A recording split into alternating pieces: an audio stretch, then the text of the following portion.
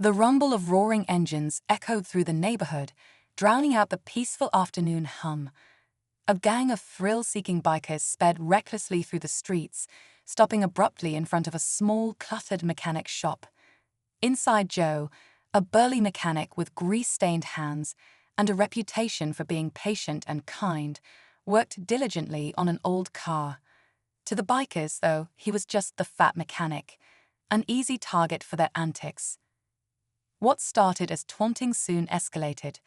Tools were tossed, a workbench was flipped, and Joe's prized toolbox, a gift from his late father, was smashed. The bikers laughed, oblivious to who they were dealing with. What they didn't know was that Joe had a past he kept locked away, just like the sniper rifle gathering dust in his attic. As he quietly picked up the pieces of his broken tools, his jaw tightened. His patience had finally run out. Joe's hands trembled slightly as he picked up a bent wrench, his mind flashing to memories he'd tried hard to bury. The sand, the heat, the precision it took to eliminate a target from half a mile away. He had been one of the best snipers in his Marine unit. But that was another life, a chapter he thought was closed. When he came home, he traded his rifle for a toolbox, hoping to leave the chaos behind and build a quiet, honest life. The bikers had no idea they'd stirred a sleeping giant. To them, Joe looked like an easy victim, a man too slow to catch them and too soft to fight back. But as Joe stared at the destruction, his usually calm demeanor shifted. This was more than broken tools. This was an insult, a challenge. He didn't want trouble, but trouble had come to him. Now it was only a matter of time. As night fell, the mechanic shop sat in eerie silence, but Joe's mind was far from quiet. He surveyed the damage under the dim shop light, his gaze lingering on the shattered remains of his father's toolbox. That toolbox had seen him through thick and thin, his first job as a young mechanic, countless late-night repairs, and even moments when life felt unbearable. It wasn't just metal and bolts, it was a part of his story. Across town, the bikers were gathered in a rundown parking lot, laughing about their escapades. They saw themselves as untouchable kings of the road, their reckless behavior a badge of honor. Little did they know, the man they'd wronged wasn't sitting idle. Joe wasn't plotting revenge, at least not yet, but he was preparing for something. He methodically cleaned up the shop, placing tools in precise rows, the muscle memory from years in the Marines kicking in. But Joe wasn't the only one paying attention. A neighbor, a young boy who often hung around Joe's shop, had seen everything.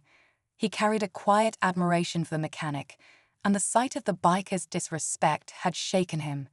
Sneaking into the shadows, the boy listened closely as the bikers planned their next move. Something bigger, something worse. Joe was about to face more than just vandalism. The question wasn't if he'd act, but when. Joe sat in his dimly lit shop, his coffee gone cold on the workbench as his thoughts ran wild. He wasn't angry in the way most people understood anger. It was deeper, more controlled, like the calm before a storm. Outside, the wind rattled the metal siding of the building, but Joe's focus was unshaken. He pulled open an old, dusty cabinet in the corner and retrieved a wooden case. Inside, nestled in its protective foam, was the tool of a life he thought he'd left behind, his sniper rifle. He hesitated, his fingers brushing the worn edges of the case before closing it again. He wasn't ready to cross that line, not yet. Meanwhile, the young boy from next door sprinted to Joe's shop, his heart racing as he replayed the biker's plans in his head.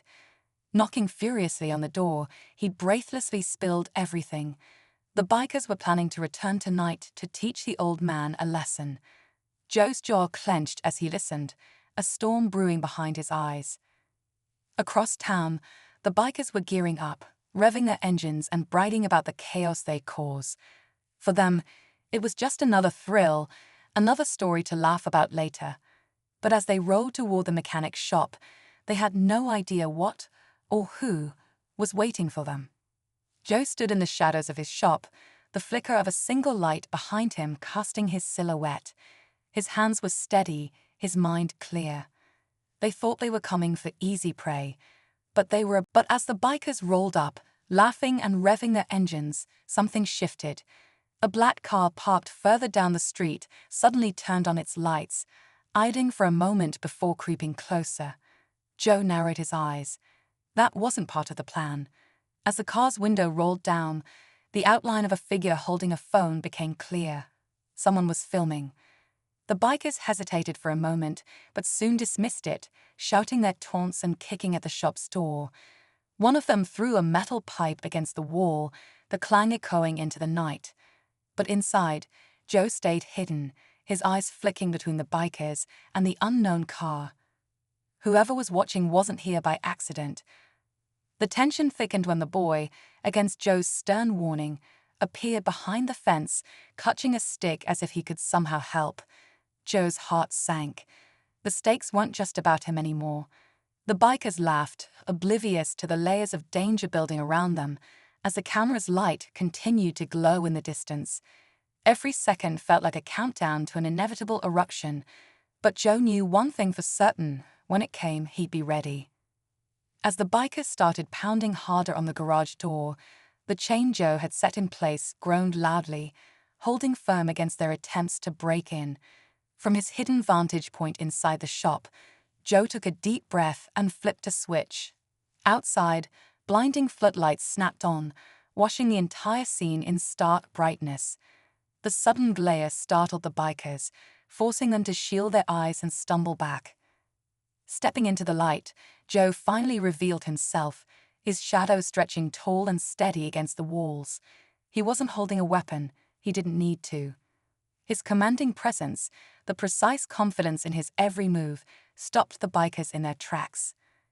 "You've made your point," Joe said, his voice low and even. "Now it's my turn." But before Joe could take another step, the car parked nearby sped closer. Two men stepped out, each wearing the insignia of local law enforcement.